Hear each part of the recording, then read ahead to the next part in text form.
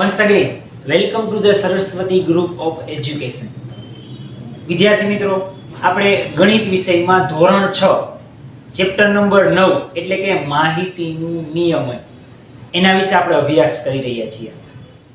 આપ જાણો છો સાવ ઈઝી ચેપ્ટર છે, સહેલું ચેપ્ટર પણ છે, ભણવામાં મજા આવે છે કારણ કે ઓલરેડી આપણને જવાબ તો આપી દીધેલા જ છે.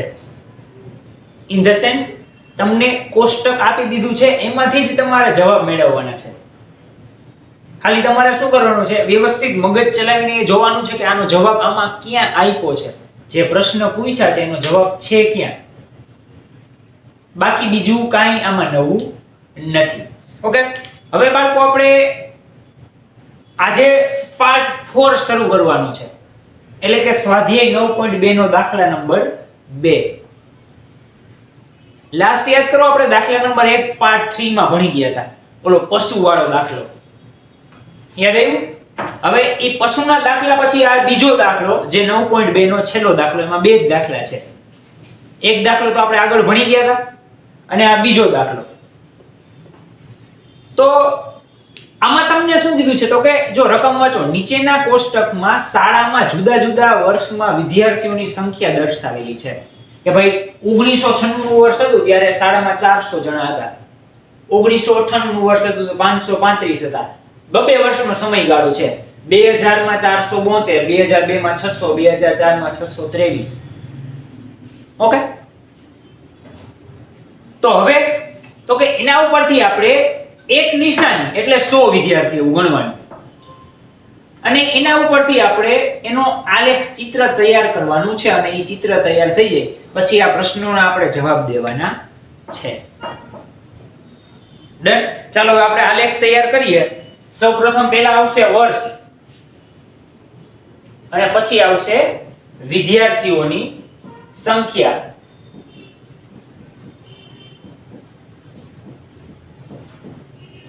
ચાલો વર્ષ પહેલા જો 1996, એક ચિત્ર એટલે 100 વિદ્યાર્થી, આવી એક આકૃતિ એટલે અહીંયા લખી નાખવાનું જવાબ બરાબર 100 વિદ્યાર્થી. આ તો ખાસ ખબર હોવી જ જોઈએ. ચાલો આમાં કેટલા છે? 400. ઓબવિયસ વાત છે, 1 ના 100 તો 400 ના 4. સિમ્પલ 4 આકૃતિ દોરી નાખો. ચાલો 1 2 3 4. ચાલો 1996 નું વર્ષ ક્લિયર. નેક્સ્ટ આવશે 1998. ચાલો એમાં જો કેટલા છે તો કે 535. તો કે આને કેમ કરવું? તો કાંઈ એમાં નવું નથી. 500 એટલે પેલા કેટલા થાય તો કે 5. 100 એ 1 તો 500 એ 5. પછીના 35 નું ચાલો આપણે જોઈએ. પેલા 5 નું કરી નાખીએ. 1 2 3 4 આ 5.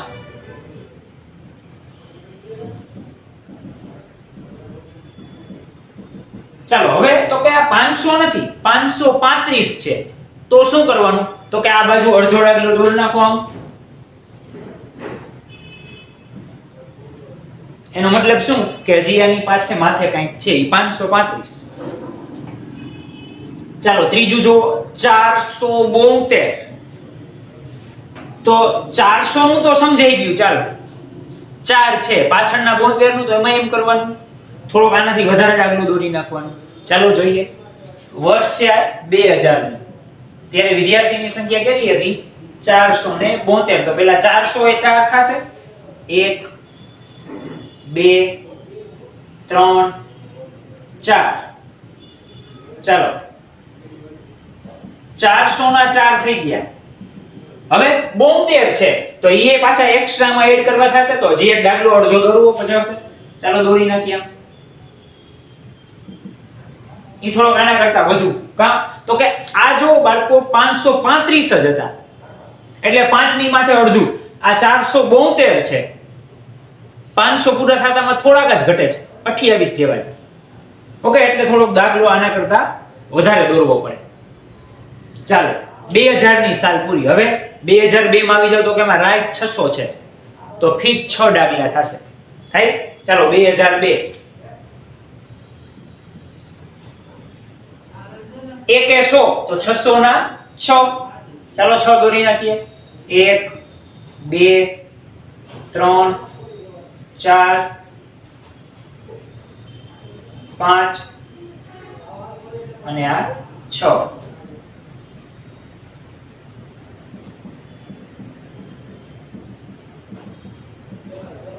અને લાસ્ટ 2004. ચાલો એમાં જો કેટલા છે તો કે 623 છે. તો ઓલા 23 નું જોયું જ હશે. પેલા કરો 600 નું. તો 600 ના કેટલા થાય? 6 ડાગલા કરવા પડે. ચાલો કરીએ 6. 1 2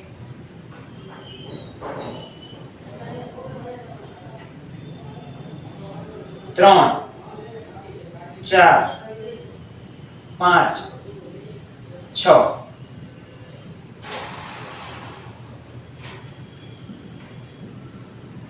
ચલો આ 600 નું થઈ ગયું પણ ઉપર માથે હજી 23 છે. તો કે અડધો ડાગલો દોરી નાખો એટલે 23. ચાલો કરી નાખીએ પાછો અડધો ડાગલો. આ થઈ ગયું 23. ચાલો આલેખ એનો થઈ ગયો કમ્પ્લીટ. આવો આલેખ થાય. હજુ તો કે હજુ પ્રશ્ન પૂરો નથી થયો. હજી એ દાખલો છે એના જવાબ છે, એવી જ રીતના બી પ્રશ્ન છે એના પાછા પ્રશ્નો પૂછેલા છે. ચાલો પહેલા એના જવાબ સોલ્વ કરીએ. એક દાખલો બરાબર 100 વિદ્યાર્થી એટલે આના ઉપરથી ખબર પડી જાય. હવે પ્રશ્ન જવાબ કે 2002 ના વર્ષના વિદ્યાર્થીઓ દર્શાવવા કેટલા ચિહ્નની જરૂર પડશે? 2002 આમાં જોવો કેટલા ચિહ્નની જરૂર પડી? 1 2 3 4 5 6 ચિહ્નની જરૂર પડી. કઈ સાલ? 2002 દર્શાવવા. કારણ 600 વિદ્યાર્થી હતા તો અહીં લખી નાખવાનું કેટલા ચિહ્નની જરૂર પડશે? 6 ચિહ્નની જરૂર પડશે.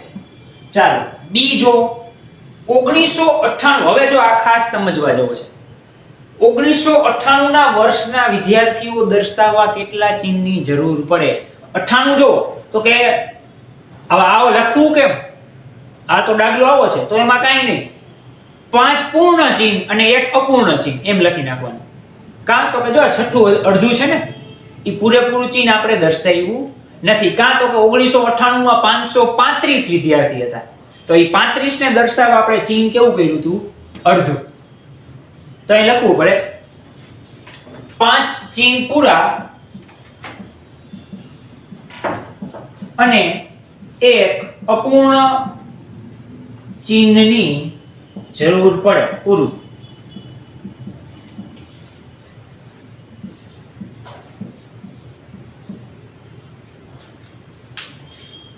It's okay.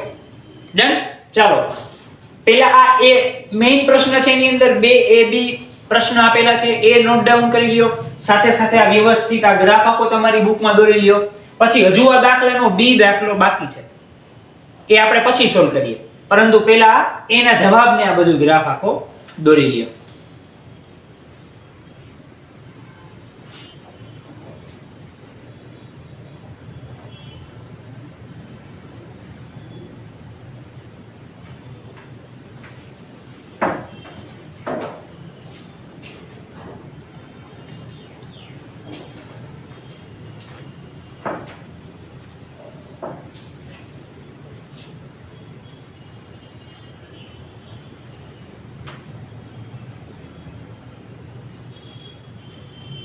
હવે બાળકો એ જ દાખલામાં એટલે કે બીજામાં જ બી પ્રશ્ન તમને આવો પૂછ્યો છે કે દરેક ચિહ્ન 50 વિદ્યાર્થીઓ દર્શાવે. આગલું શું હતું? એક ચિહ્ન હતું એ 100 વિદ્યાર્થી દર્શાવે. હવે 50 વિદ્યાર્થી દર્શાવે. એવું બીજું કોઈ ચિહ્ન પસંદ કરો તમને મજા આવે એ. પણ એ એક ચિહ્ન 50 વિદ્યાર્થીઓ દર્શાવવું જોઈએ. 100 નહીં, ઓના અડધા. તો બીજો ચિત્ર આલેખ તૈયાર કરો અને કયો આલેખ સૌથી વધુ માહિતીપ્રદ હશે એ આપણે કહેવાનું છે. તો ચાલો પહેલા તો આપણે ચિહ્ન નક્કી કરવું પડશે કે કયા ચિહ્નથી આપણે જોઈએ. તો પહેલા આપણે જોઈએ કે બીજું ચિહ્ન આવું આપણે રાખીએ, આમ સ્ટાર જેવું રાખી બીજો ચિત્ર આલેખ તૈયાર કરીએ.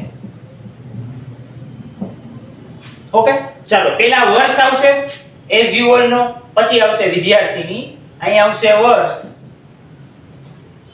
અને અહીં આવશે વિદ્યાર્થીઓની સંખ્યા. અને અહીં લખવું પડશે ખાસ કે 1 સ્ટાર બરાબર 50 વિદ્યાર્થી, 100 નથી. કેટલા છે? 50. એટલે ખાસ લખવું પડે. પહેલા છે 1996. ચાલો જો હવે આમાં કરતા જાઓ. આ 400 છે ને, ચાલો 50 50 ને 50 100 150 200 250 300 350 400 થઈ ગયા. અને તમને એમ ખબર ન પડે તો 400 ભાગ્યા 50 કરો એટલે 8 જવાબ આવે, તોય ખબર પડી જાય. અથવા એવો ભાગાકાર ન કરાય, એમને મેં જો એક એક ગણતા જાવ 50 100 150 200 250 300 350 400 સ્ટોપ. કા તો કે અહીં 400 આવી ગયા.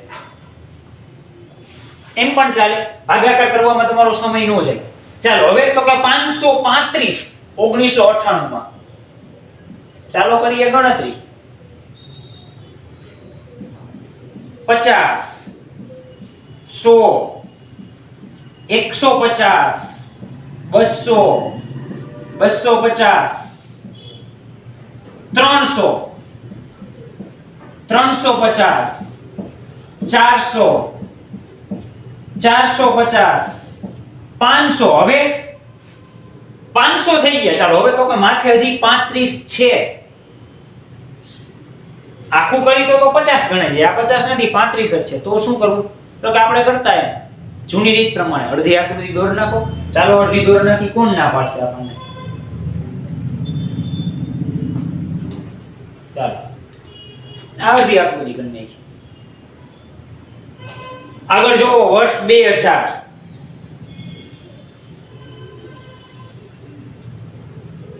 ચારસો 72 છે. પહેલા આપણે ચાલો 450 સુધીનું કરીએ. 50 100 150 200 250 300 350 400 અને 450. ચાલો હજુ 72 450 સુધી ગયું. હજી બીજા 22 છે, તો એનું શું કરવાનું? અડધી આકૃતિ કરી નાખો આમ.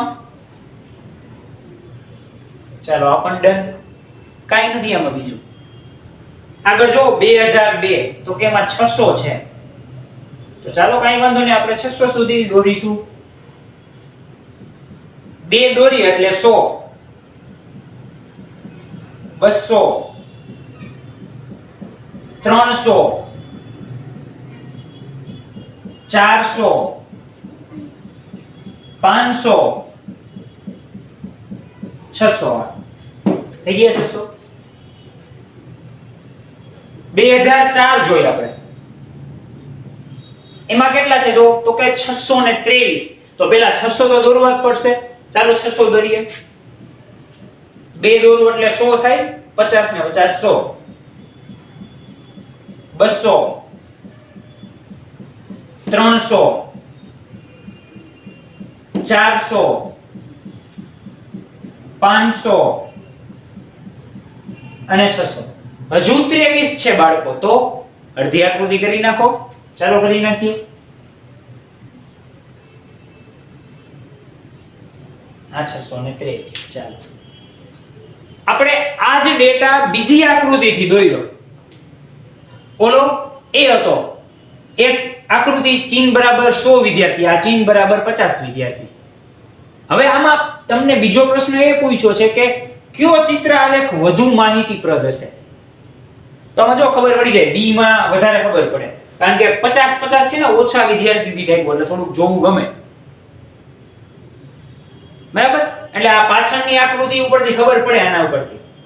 ઓમાં તો ખબર નથી પડતી. 472 ક્યારેક 35 એવું થતું. એટલે જવાબ લખવાનો. આનો જવાબ શું આવશે? અહીં બીજો આલેખ એટલે કે આ નિશાની વાળો વધુ માહિતીપ્રદ છે. કારણ તો કે કારણ લખવાનું, કારણ કે માહિતીને વધુ સારી રીતે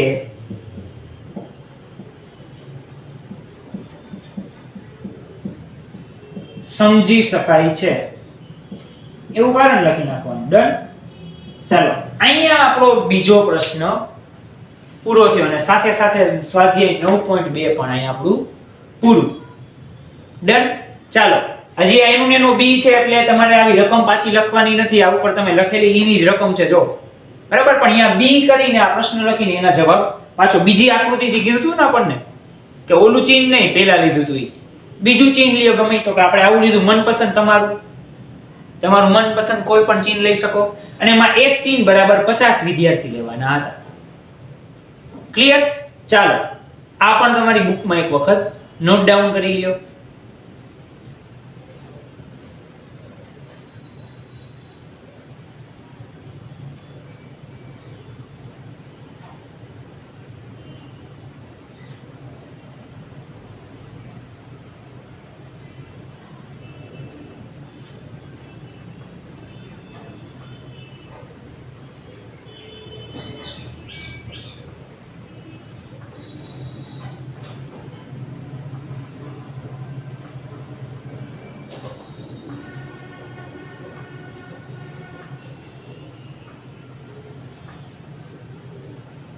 હવે બાળકો એમાં વચ્ચે એક ઉદાહરણ છે, ઉદાહરણ નંબર 9.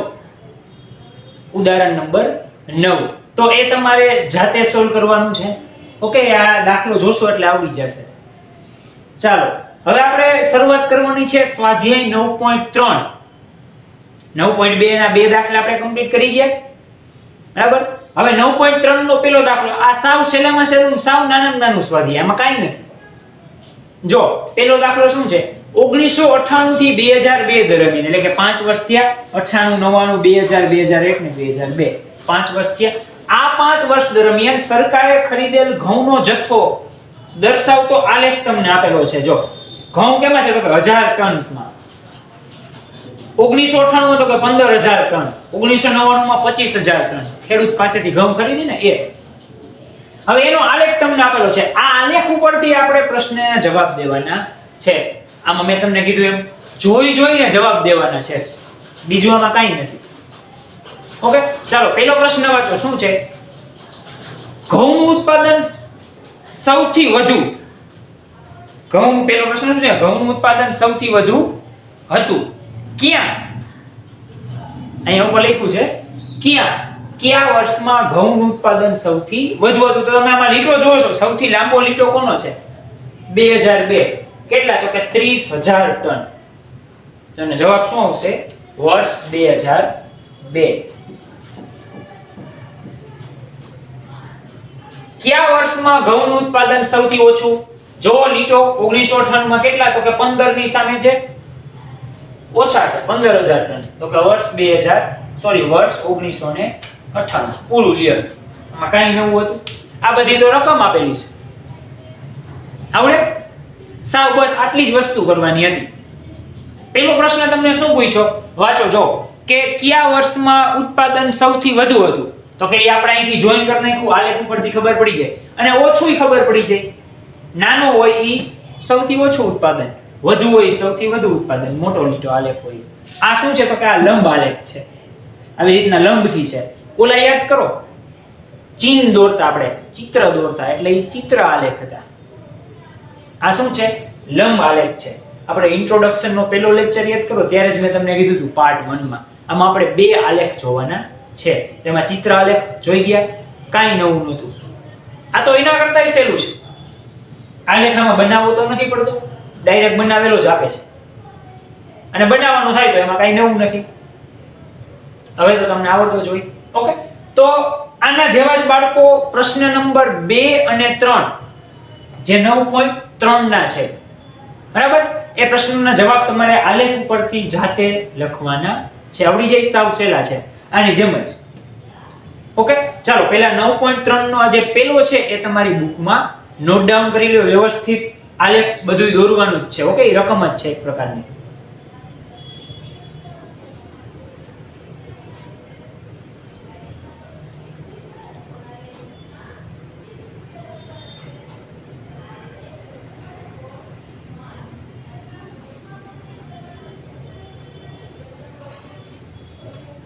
ઓકે બાળકો, તો અહીંયા આપણું સ્વાધ્યાય 9.3 પણ કમ્પ્લીટ થયું. એઝ યુઝ્યુઅલ નો આ વિડિયોની સાથે પણ તમને એક વર્કશીટ આવશે જે તમારે સારા અક્ષરે રફ બુકમાં લખવાની છે. ઓકે, તો વધુ આપણે નવા સેશનમાં મળીશું. Thank you.